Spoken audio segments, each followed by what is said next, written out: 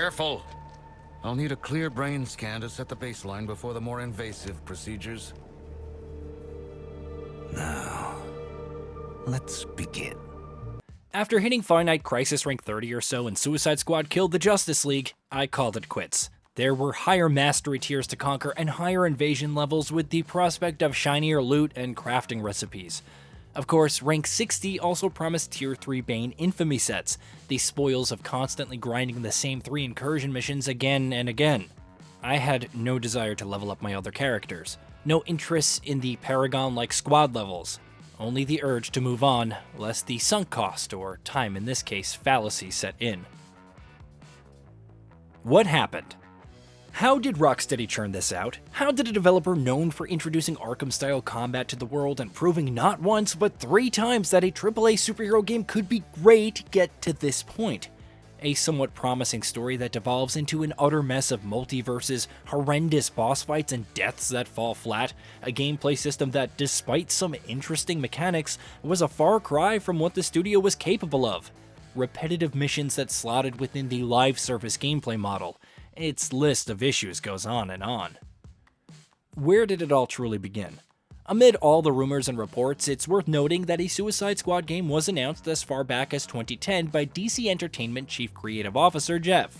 Speaking at a panel, he confirmed several things: a Flash movie in the works and characters appearing in the Green Lantern film, which nearly killed lead actor Ryan Reynolds' career. The most surprising announcement was that of a hardcore violent game based on Suicide Squad that could launch alongside the movie. Johns confirmed in 2012 to Kotaku that it entered development. "I'm really super excited about it. Because of the concept, you have a game where any lead characters can conceivably die, and it's not a stunt. Some really cool story could come out of that," he said. Though a developer wasn't announced, Rocksteady was fresh off the success of Batman Arkham City. Its style of stealth gameplay could fit very well with a Suicide Squad game. The concept of spending extensive time with playable characters that could potentially die at any point also fits the motif of the comic book squad. 2013 rolled around, and many who played Batman Arkham Origins discovered a post-credit scene of Amanda Waller approaching Deathstroke. The Suicide Squad recruitment was on. Unfortunately, it wasn't meant to be. In 2016, developer WB Games Montreal, reportedly in charge of the title, saw several high-level departures.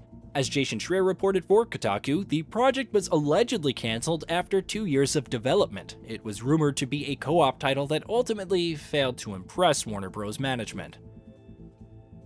In that same year, DC Entertainment released the Suicide Squad film, as part of its attempts to cash in on the superhero film craze and have a lucrative cinematic universe like Marvel with Batman and The Flash having cameos.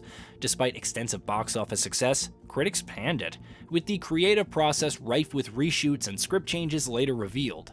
Perhaps the well was poisoned from that point, as the Justice League film flopped critically and commercially when it arrived in 2017. Either way, the Suicide Squad were well and truly dead in the DCU, with the film considered an embarrassment. WB Games Montreal reportedly moved on to a rumored Damian Wayne title, which also reportedly faced cancellation, and then to Gotham Knights. Rocksteady released Batman Arkham Knight in 2015, concluding the trilogy and presumably working on something new. However, despite rumors that a Superman title was in development, Bloomberg's Jason Schreier reported recently that this ultimately wasn't the case. Instead, Rocksteady began working on a Suicide Squad title in 2017. The project reportedly had several false starts and multiple delays. Look no further than the fact that it was announced in August 2020 and slated for May 2023, before facing a massive delay to February 2024. Tackling an unfamiliar genre took about 7 years for the studio.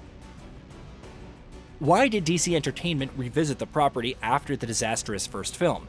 As it turns out, the well wasn't poisoned. DC planned to film a sequel in 2017. Numerous departures later, James Gunn of Guardians of the Galaxy fame was to write the film in 2018 and subsequently directed it as well. The Suicide Squad was released in 2021, roughly a year after the video game's reveal.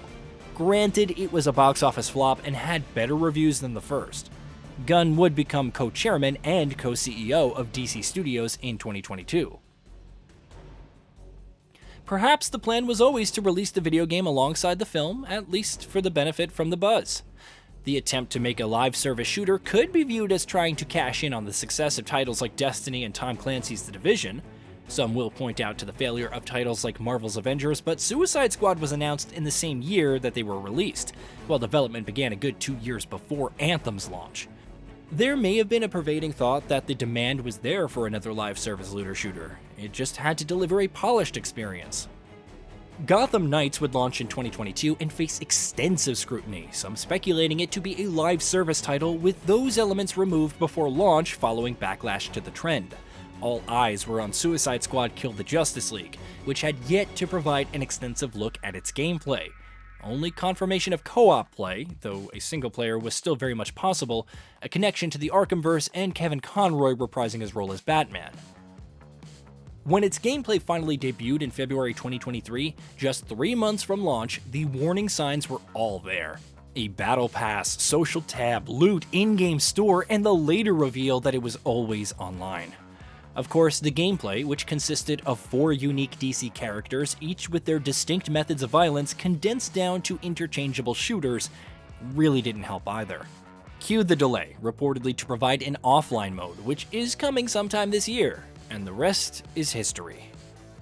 Despite Rocksteady not going the Marvel's Avengers route and making every character unique, the gunplay isn't terrible, and there is some decent if sporadic loot. Despite the ultimately disappointing story and some irritating dialogue, its performances and cutscenes are good.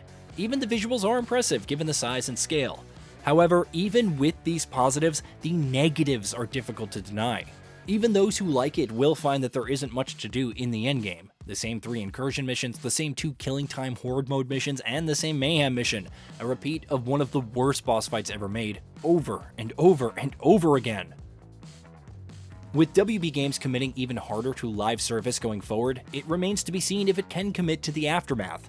Even if it allows Suicide Squad Kill the Justice League to receive new content, playable characters, and storylines, there's no changing the base game without removing major components wholesale and throwing it into a content vault, Destiny 2 style.